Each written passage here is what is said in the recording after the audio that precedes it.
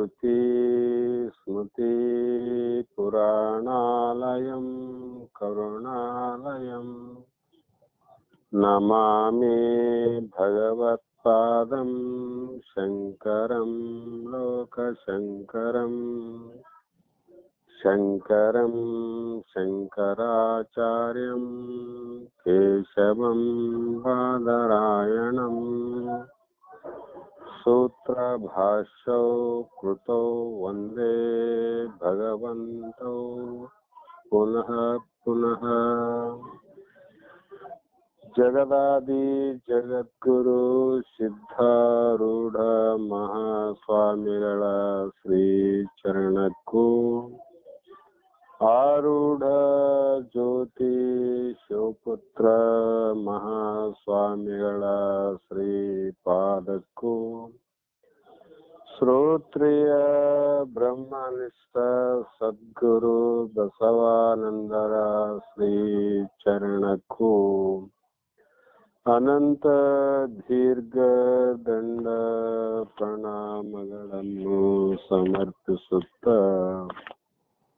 ಈ ದಿನ ಶ್ರೀ ಶಂಕರ ಭಗವತ್ಪಾದರು ರಚಿಸಿದ ವಿವೇಕ ಚೂಡಾಮಣಿ ಎನ್ನುವ ಗ್ರಂಥದ 100ನೇ ಶ್ಲೋಕ ಅಲ್ಲಮ್ಮ? 101. 101ನೆಯ ಶ್ಲೋಕ ಇಂದಿನ ಆಧಾರದ ವಿಷಯವಾಗಿತ್ತು.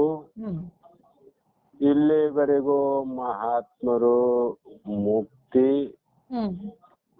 ಮತ್ತು ಮುಕ್ತಿ ಯಾವುದರಿಂದ ಆಗುತ್ತದೆ, ಶರೀರ ಯಾವುದರಿಂದ ಉತ್ಪತ್ತಿಯಾಗಿದೆ, ಮೋಕ್ಷವೆಂದರೇನು, ಬಂಧವೆಂದರೇನು, ಆತ್ಮ ಎಂದರೇನು, ಅನಾತ್ಮ ಎಂದರೇನು ಅಂತ ಹಲವು ಪ್ರಶ್ನೆಗಳಲ್ಲಿ ಇಲ್ಲಿವರೆಗೂ ಸವಿಸ್ತಾರವಾಗಿ ಹೇಳ್ತಾ ಬಂದು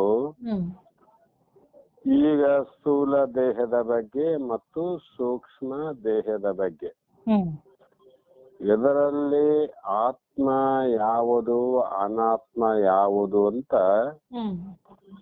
ನಾವು ವಿಂಗಡಿಸಬೇಕಾಗಿದೆ. ಅಂದ್ರೆ ಬೇರೆ ಬೇರೆ ಭಾಗವನ್ನ ಮಾಡಲೇಬೇಕಾಗಿದೆ. ಆ ಒಂದು ಯುಕ್ತಿಗಳನ್ನ ಇಲ್ಲಿಯವರೆಗೂ ಶ್ಲೋಕದಲ್ಲಿ ಹೇಳ್ತಾ ಬಂದು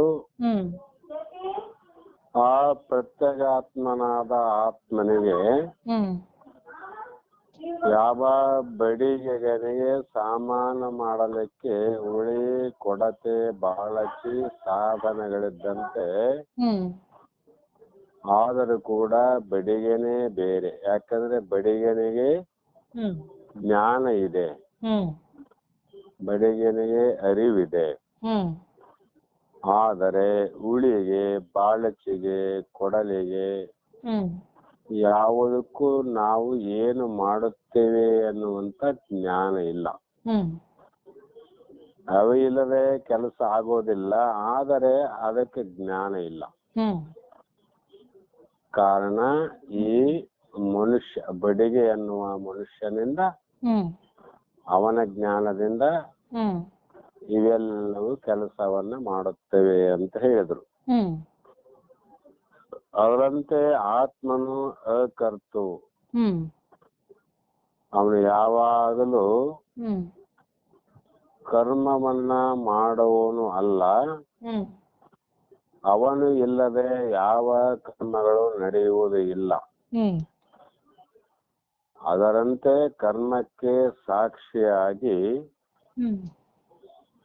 ಅಕರ್ತು ಅಭೋಕ್ತನಾಗಿ ಇರುವಂತವನು ಆತ್ಮ ಅಥವಾ ಪ್ರತ್ಯಗಾತ್ಮ ಅಂತ ಹೇಳಿದರು. ಈ 101ನೇ ಶ್ಲೋಕದಲ್ಲಿ ಈ ದೇಹಕ್ಕೆ ಬರುವಂತ, ಜಗತ್ತಿಗೆ ಬಂದು ಹೋಗುವಂತ ಯಾವ ಅಂಧತ್ವ, ಮಂಧತ್ವ, ಪಟುತ್ವ, ಧರ್ಮ, ಸಗುಣ್ಯ, ವೈಗುಣ್ಯ, ವಶಾಧಿ, ಚಕ್ಷುಷ,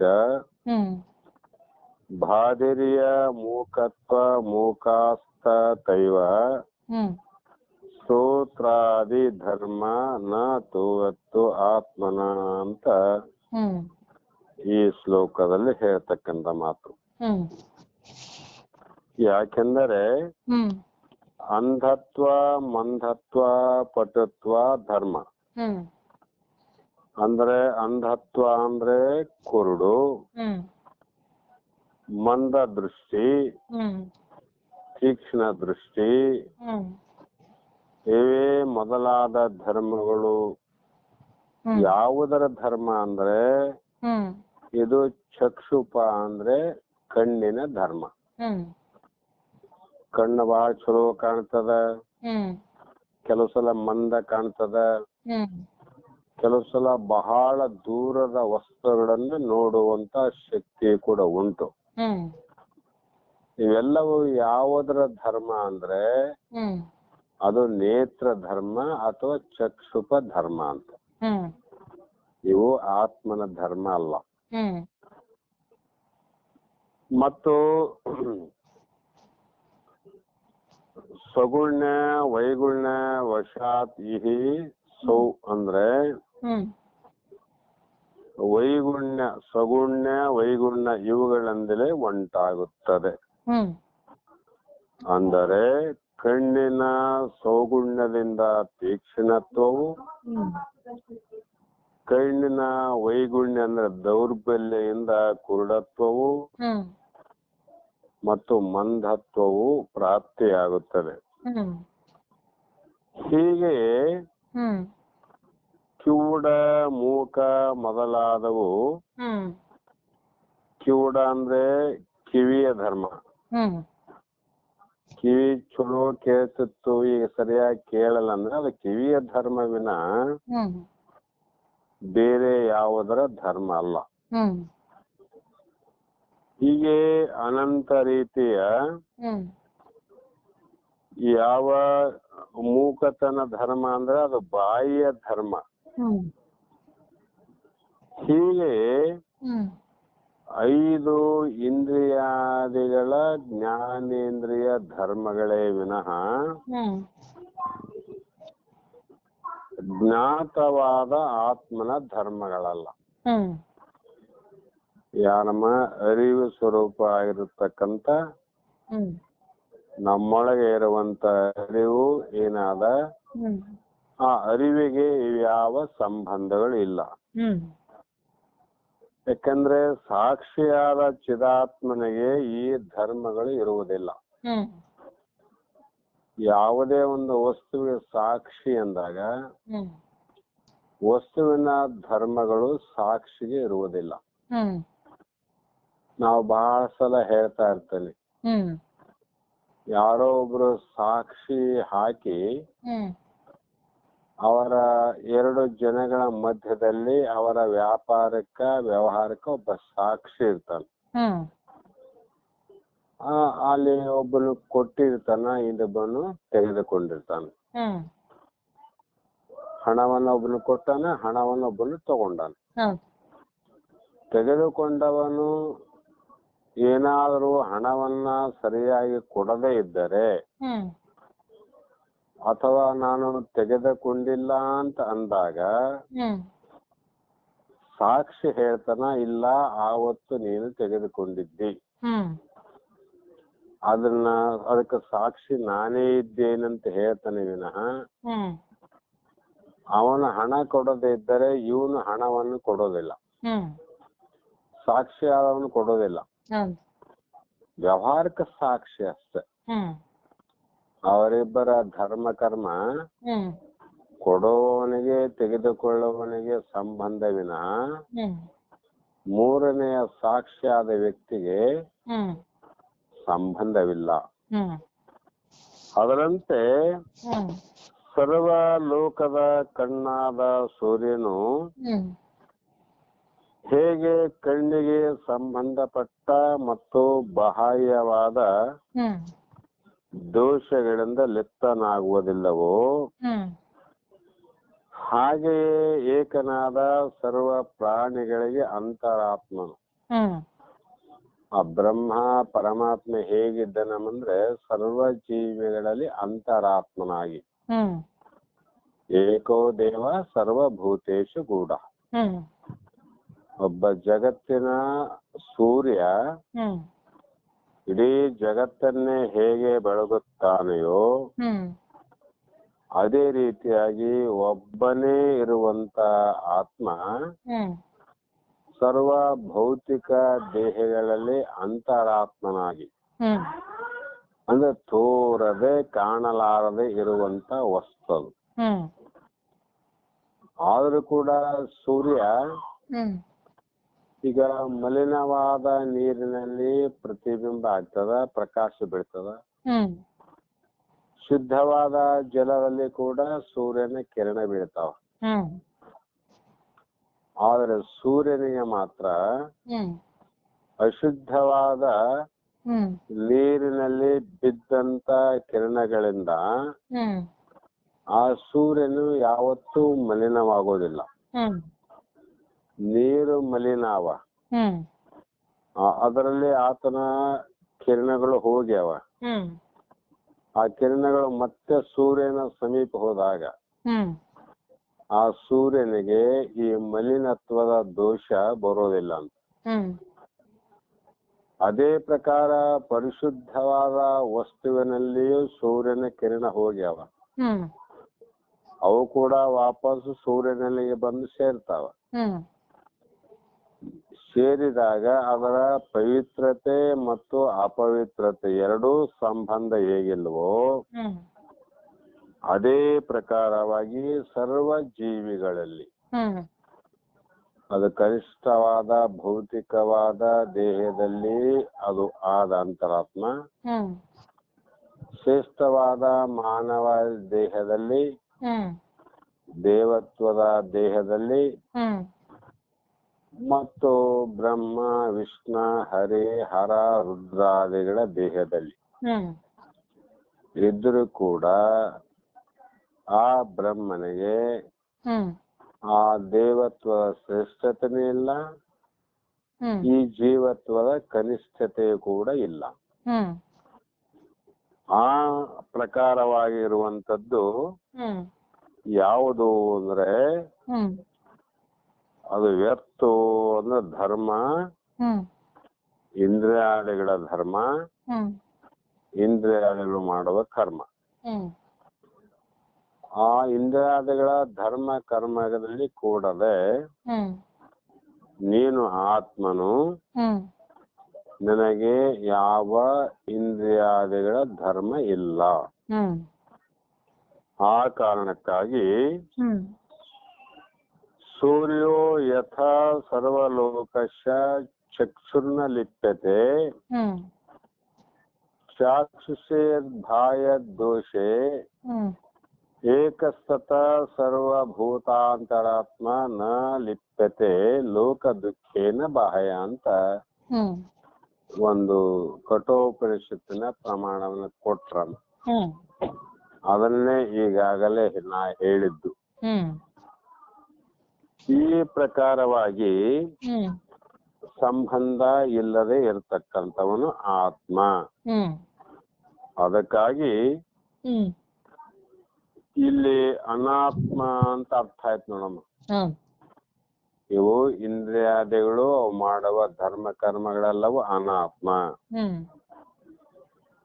ಹೀಗೆ ಆತ್ಮ ಅನಾತ್ಮಗಳನ್ನ ವಿಚಾರ ವಿವೇಕಗಳ ಸಹಾಯದಿಂದ ಹ್ಮ್ ಯಾವಾಗ ಬೇರ್ಪಡಿಸಲಿಕ್ಕೆ ಪ್ರಾರಂಭ ಆಗ್ತದೋ ಹ್ಮ್ ಅದಕ್ಕೇನೆ ವಿವೇಕ ಅಂತ ಕರೆದರು ಶಾಸ್ತ್ರಗಳು. ಹ್ಮ್ ನಮ್ಮ ದೇಹ ಇದೆ, ಹ್ಮ್ ದೇಹದಲ್ಲಿ ಅನಾತ್ಮವಾದದ್ದು ಯಾವುದು, ಹ್ಮ್ ಆತ್ಮ ಯಾವುದು, ಹ್ಮ್ ಈ ಆತ್ಮನಿಗೂ ಅನಾತ್ಮವಾದ ದೇಹಕ್ಕೂ ಸಂಬಂಧ ಉಂಟೆ ಹ್ಮ್ ಅಥವಾ ಸಂಬಂಧ ಇಲ್ಲವೇ? ಹ್ಮ್ ಸಂಬಂಧ ಇಲ್ಲದಿದ್ದರೂ ಕೂಡ ಸಂಬಂಧ ಆದದ್ದು ಹೇಗೆ ಅಂದ್ರೆ ಹ್ಮ್ ಅದಕ್ಕೆ ಹೇಳಿದ್ರು ಮಹಾತ್ಮರು, ಹ್ಮ್ ಇದಕ್ಕೆಲ್ಲ ಕಾರಣ ಅವಿವೇಕ, ಹ್ಮ್ ಅಜ್ಞಾನವೇ ಕಾರಣ ಅಂತ ಹೇಳಿದ್ರು. ಹ್ಮ್ ಈ ಗ್ರಂಥದ ಮುಖ್ಯವಾದ ವಿಷಯ ಹ್ಮ್ ಇದೇ ಆಗಿರುವುದರಿಂದ ಹ್ಮ್ ಇದಕ್ಕೆ ಏನಂತ ಹೆಸರಿಟ್ಟರಮ್ಮ ಅಂದ್ರೆ ವಿವೇಕ ಚೂಡಾಮಣಿ. ಹ್ಮ್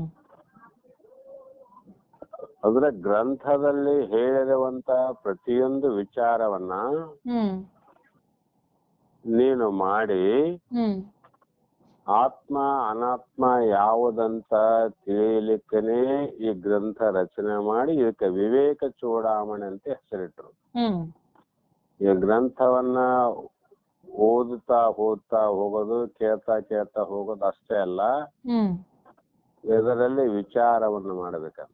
ಹ್ಮ್ ವಿವೇಕದಿಂದ ನೋಡ್ಬೇಕು, ಸರಿ ಇದನೋ ತಪ್ಪಿದೇನೋ ಹ್ಮ್ ಆ ರೀತಿ ಹೇಳಿ ಹ್ಮ್ ಈಗ 102ನೆಯ ಶ್ಲೋಕ ಹ್ಮ್ ಮತ್ತು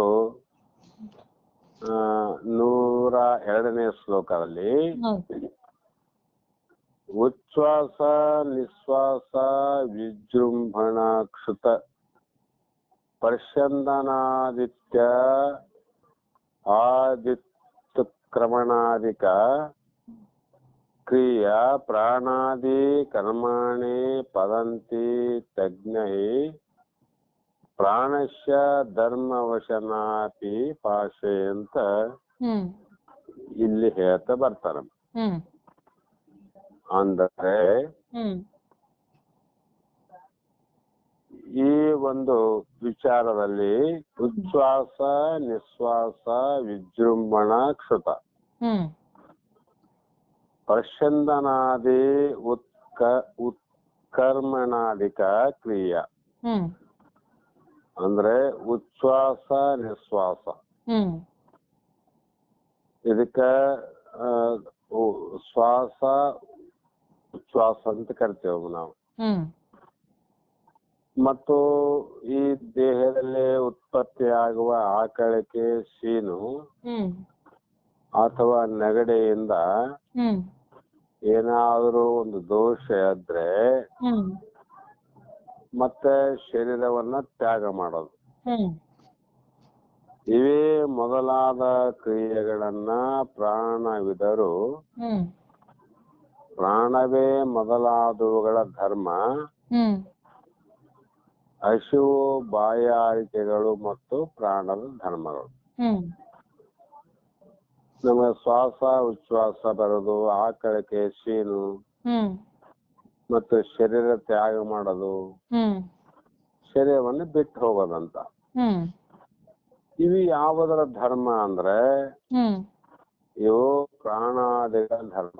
ಹ್ಮ್ ಪ್ರಾಣ ಅಪಾನ ವ್ಯಾನ ಉದಾನ ಸಮಾನಗಳ ಧರ್ಮ ವಿನಃ ಹ್ಮ್ ಹಸಿವು ತೃಷೆ ಕೂಡ ಪ್ರಾಣದ ಧರ್ಮಗಳು. ಹ್ಮ್ ಆದರೆ ಇವು ನಮ್ಮ ಧರ್ಮಗಳ ನಮ್ಮ ಭ್ರಾಂತಿ ಜೀವನ ಧರ್ಮಗಳು ಅಂತ ನಾವು ತಿಳ್ಕೊಂಡಿವಿ. ಹ್ಮ್ ಆದ್ರೆ ಜೀವನ ಧರ್ಮಗಳು ಇವೆಲ್ಲ. ಯಾಕಂದ್ರೆ ಜೀವನು ಪರಮಾತ್ಮ ಸ್ವರೂಪನು. ಹ್ಮ್ ನಮ್ಮ ಹಸಿವು ತೃಷಗಳ ಪರಿಸ್ಥಿತಿಯ ಪ್ರಜ್ಞೆ ನಮಗೆ ತೋರುವುದು. ಹ್ಮ್ ನನಗೆ ಹಸಿವು ಆಯ್ತು, ನನಗೆ ನೀರಡಿಕೆ ಆಯ್ತು ಅಂತ ಹ್ಮ್ ಜ್ಞಾನ ನಮಗೆ ಆಗ್ತದ. ಹೌದು. ಆದರೆ ನಮ್ಮ ದೇಹದ ಅಗತ್ಯಗಳೆಲ್ಲ ನಮ್ಮ ಗೋಚರಕ್ಕೆ ಬರುವುದು ಹ್ಮ್ ಆತ್ಮದಿಂದಲೇ ವಿನಃ ಹ್ಮ್ ಕಾರಣ ಪ್ರಾಣದ ಕ್ರಿಯೆಯನ್ನ ಬೆಳಗುವುದು ಆತ್ಮ. ಹ್ಮ್ ಆತ್ಮನ ಆಧಾರದಲ್ಲಿ ಪ್ರಾಣ ಆದ ನೋಡಮ್ಮ. ಹೌದು. ಪ್ರಾಣ ಜಡ ಇದೆ, ಹ್ಮ್ ಜಡವಾದ ಪ್ರಾಣದ ಕ್ರಿಯೆಗಳು ನಡಿಬೇಕಾಗಿದ್ರೆ ಆತ್ಮನ ಸಹಾಯದಿಂದಲೇ. ಹ್ಮ್ ಅದಕ್ಕೆ ತಕ್ಕಂತೆ ಜೀವನು ತನ್ನ ಮುಂದಿನ ಕಾರ್ಯಗಳನ್ನು ನಿರ್ಣಯ ಮಾಡುವನು. ಹ್ಮ್ ಶ್ವಾಸ ಉಚ್ಛ್ವಾಸ, ಹ್ಮ್ ಶರೀರದ ಕ್ರಿಯೆ, ಹ್ಮ್ ಮನಸ್ಸಿನ ಕ್ರಿಯೆ, ಹ್ಮ್ ಇವುಗಳ ನಿರ್ಣಯ ಏನು ಮಾಡ್ತಾವ ಅದೇ ಪ್ರಕಾರವಾಗಿ ಜೀವಾತ್ಮನು ಹ್ಮ್ ಮುಂದಿನ ಕಾರ್ಯಗಳನ್ನು ನಿರ್ಣಯ ಮಾಡುವರು. ಇದು ಮಾಡಬೇಕು, ಇದು ಮಾಡಬಾರ್ದು ಅಂತ. ಹ್ಮ್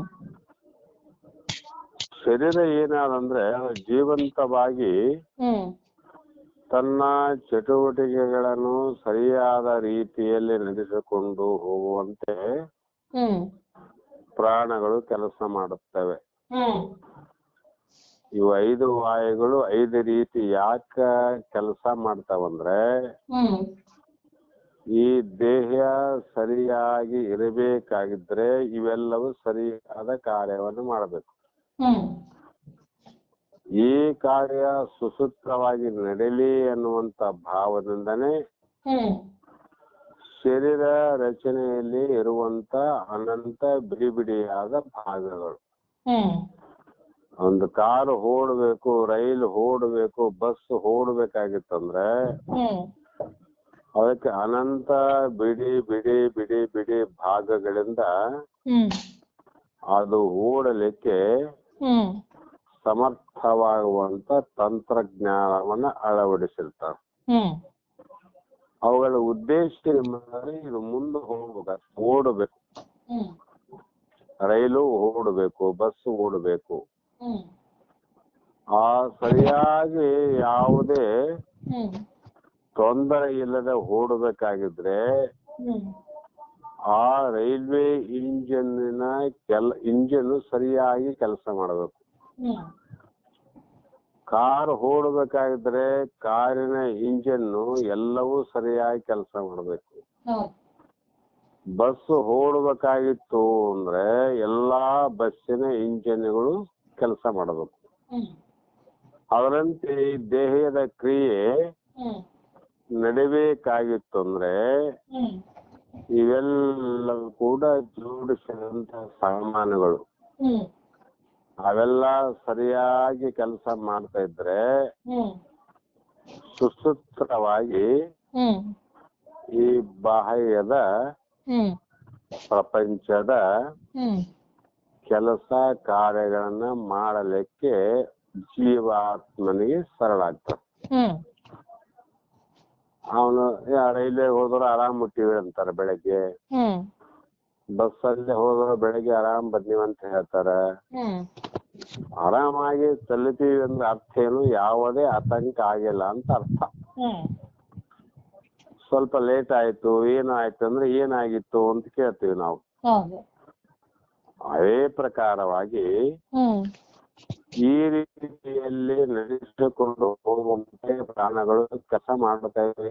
ಹ್ಮ್ ರೈಲು ಸರಿಯಾಗಿ ಹೋಗುವಂತೆ ಇಂಜಿನ್ ಕೆಲಸ ಮಾಡ್ತಾವ. ಹ್ಮ್ ಅದೇ ರೀತಿ ಆತ್ಮವು ಇವರಿಗೆಲ್ಲ ಚೇತನ ಶಕ್ತಿಗೆ ಕೊಟ್ಟು ಹ್ಮ್ ಆತ್ಮ ಇವಕ್ಕ ಚೈತನ್ಯ ಶಕ್ತಿಯನ್ನು ಕೊಟ್ಟು ಹ್ಮ್ ಅವುಗಳ ಕಾರ್ಯವನ್ನು ಅಷ್ಟೇನು ಹ್ಮ್ ತನ್ನ ಪ್ರಕಾಶದಿಂದ ಜೀವನಿಗೆ ಪ್ರಕಟಿಸುತ್ತವೆ. ಹ್ಮ್ ಜೀವನಿಗೆ ಹ್ಮ್ ಪ್ರಕಟ ಅಂದ್ರೆ ಕಾಣುವಂಗೆ ಮಾಡುತ್ತವೆ. ಹ್ಮ್ ಆದ್ದರಿಂದ ಆತ್ಮವು ಪ್ರಾಣಕ್ಕಿಂತ ಬೇರೆಯಾದದ್ದು. ಹ್ಮ್ ಪ್ರಾಣನೇ ಆತ್ಮ ಅಂತ ಅರ್ಥ ಆಯ್ತು ನಮ್ಗೆ. ಹೌದು ಇನ್ನೊಂದು ಪ್ರಾಣ ಅಂದ್ರೆ ಆತ್ಮ ಅಗಲ, ಹ್ಮ್ ಪ್ರಾಣ ಚಲನತ್ವದಿಂದ ಕೂಡಿದೆ. ಹ್ಮ್ ಶ್ವಾಸ ಉಚ್ಛ್ವಾಸ ಅಂದ್ರೆ ಹೋಗೋದು ಬರೋದು ಮಾಡುತ್ತೆ ನಮ್ಮ ಶರೀರದೊಳಗೆ. ಹೌದು ಮತ್ತೆ ಅಚಲ ಅಂತಂದ್ಮೇಲೆ ಇದು ಹೋಗೋ ಬರುವ ಕೆಲಸ ಮಾಡ್ತದಂದ್ರೆ ಹ್ಮ್ ಇದು ಚಲನದಿಂದ ಕೂಡದೆ, ಅದಕ್ಕೆ ಇದು ಆತ್ಮವಲ್ಲ. ಹ್ಮ್ ಹಾಗಾಗಿ ಆತ್ಮ ಯಾವ ರೀತಿಯಲ್ಲೂ ವಿಕಾರಕ್ಕೆ ಒಳಗಾಗದ್ದು. ಹ್ಮ್ ಆತ್ಮನಿಗೆ ಯಾವ ವಿಕಾರ ಇಲ್ಲ ನೋಡಮ್ಮ. ಹೌದು ಯಾಕಂದ್ರೆ ಅದು ನಿತ್ಯವಾದ ನಿರ್ವಿಕಾರಿಯಾದ ಪ್ರಜ್ಞಾನ. ಹ್ಮ್ ಆ ಪ್ರಜ್ಞಾನ ಘನ ಬ್ರಹ್ಮ ಅಂತ ಸುದ್ದಿ. ಹ್ಮ್ ಅಂದ್ರೆ ಇಲ್ಲಿವರೆಗೆ ಏನ್ ಅರ್ಥ ಆಯ್ತಮ್ಮ? ಇವ್ ಯಾವ ಕೂಡ ಆತ್ಮ ಇಲ್ಲ ಅಂತ ಅರ್ಥ ಆಯ್ತು. ಹೌದು ಮತ್ತೆ ಅಹಂಕಾರ ವಿಚಾರವನ್ನು ಹೇಳ್ತಾರೆ ಇಲ್ಲಿ ಹ್ಮ್ 1 ಶ್ಲೋಕದಲ್ಲಿ. ಹ್ಮ್ ಅಂತಃಕರಣಮೇತೇಷು ಚಕ್ಷುರಾದಿಷು ವರ್ಷ್ಮಣಿ ಅಹಮಿತ್ಯಭಿಮಾನೇನ ತಿಸ್ಕಾತ್ ಭಾಸತೇಜನ ಅಂತ ಈ ಶ್ಲೋಕದಲ್ಲಿ ಹೇಳ್ತಾರೆ. ಇದರ ಅಭಿಪ್ರಾಯ ಏನಂದ್ರೆ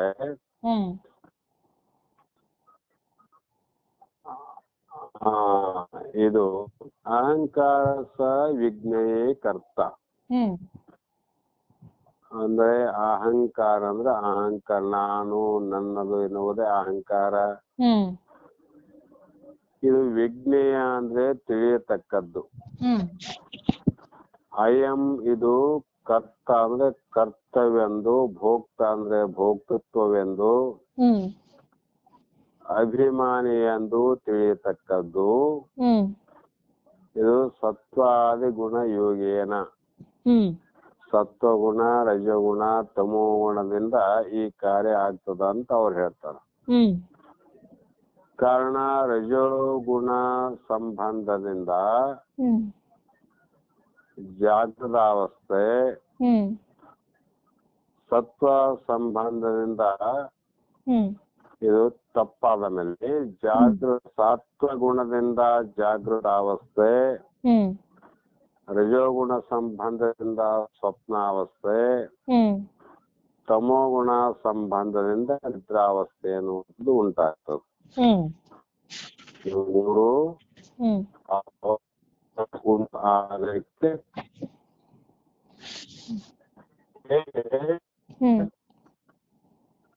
ಒಂದು ಮನಸ್ಸು ಪಂಚಜ್ಞಾನೇಂದ್ರಿಯ ಮೂಲಕ ಹೊರಗಿನ ಜಗತ್ತಿನೊಡನೆ ವ್ಯವಹಾರ ಮಾಡ್ತಲ್ಲ. ಅದೇ ಪ್ರಕಾರವಾಗಿ ಮನಸ್ಸನ್ನ ನಿಯಂತ್ರಿಸಿದರೆ ನ್ಯಾಯದೇವರು 10 ರೊಟ್ಟಿಗೆ ಮನಸ್ಸು ಕೂಡ ಇಂದ್ರಿಯಗಳ ವೇದಿಕೆ. ಮನಸ್ಸು ಇಂದ್ರಿಯಗಳನ್ನ ಜಾಗೃತಗೊಳಿಸಿದ್ರೆ ಅವು ಕೆಲಸ ಮಾಡಬಲ್ಲವು. ನಾನು ನೋಡುತ್ತಿದ್ದೆ,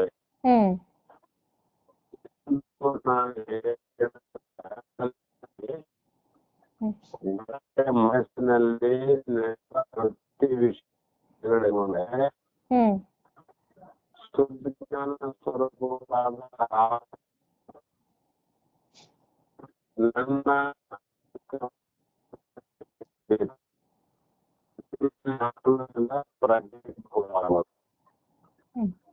ಯಾರನ್ನ ಕಟ್ಟಾಗ್ತಿದಾರೆ ಸ್ವಲ್ಪ ಆಗ್ಬಾರ್ದು ತಾಯಿ. ನೋಡೋಣ ನೋಡುತ್ತೆ.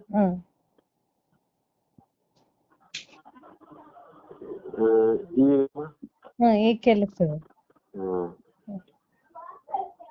ಹೀಗೆ ಆತ್ಮನ ಪ್ರತಿಬಿಂಬ ಅಂತಃಕರಣದ ಮೇಲೆ ಬಿದ್ದಾಗ, ಅಂತಃಕರಣ ಅನ್ನುವಂಥದ್ದು ಆತ್ಮನ ಶಕ್ತಿಯನ್ನ ತೆಗೆದುಕೊಂಡು ತಾನು ಕೂಡ ಮುಂದ ಶಕ್ತಿಯನ್ನ ಪ್ರದರ್ಶನ ಮಾಡುತ್ತದೆ. ಬುದ್ಧಿ, ಚಿತ್ತ, ಮನಸ್ಸು ಮತ್ತು ಇಂದ್ರಿಯಾದಿಗಳು ಆ ಇಂದ್ರಿಯಾದಿಗಳ ಸಹಾಯದಿಂದ ಹೊರಗಿನ ವಸ್ತುವಿನ ಜ್ಞಾನ ಆಗ್ತದೆ. ಇವಾಗ ಸ್ವಂತ ಶಕ್ತಿ ಸಾಮರ್ಥ್ಯ ಇಲ್ಲ ಅಂತ. ಕಾರಣ ಒಂದು ಬೆಳಕಿನಲ್ಲಿರುವ ನೀರಿನ ಮೇಲೆ ಸೂರ್ಯ ರಶ್ಮಿ ಅಂದ್ರೆ ಅಲ್ಲಿ ಕಿರಣ ಬೀಳ್ತಾವ. ಅದು ಪ್ರತಿಫಲಿತವಾಗಿ ಒಂದು ಕತ್ತಲೆ ಕೋಣೆಯೊಳಗೆ ಬೆಳಕು ಬಂದಿದೆ ಎಂದು ಭಾವಿಸೋಣ. ಸುಮ್ಮನೆ ತಿಳಿದುಕೊಳ್ಳಲಿಕ್ಕೆ ಒಂದು ಉಪಮಾನ. ಒಂದು ನೀರಿನ ಬಕೆಟ್ ಅದ, ಅದು ಮನೆ ಮುಂದ ಸ್ವಲ್ಪ ಇಟ್ಟಿವ್ರೆ. ಆ ನೀರಿನ ಬಕೆಟಿನಲ್ಲಿ ತುಂಬಿದ ನೀರಿನ ಮೇಲೆ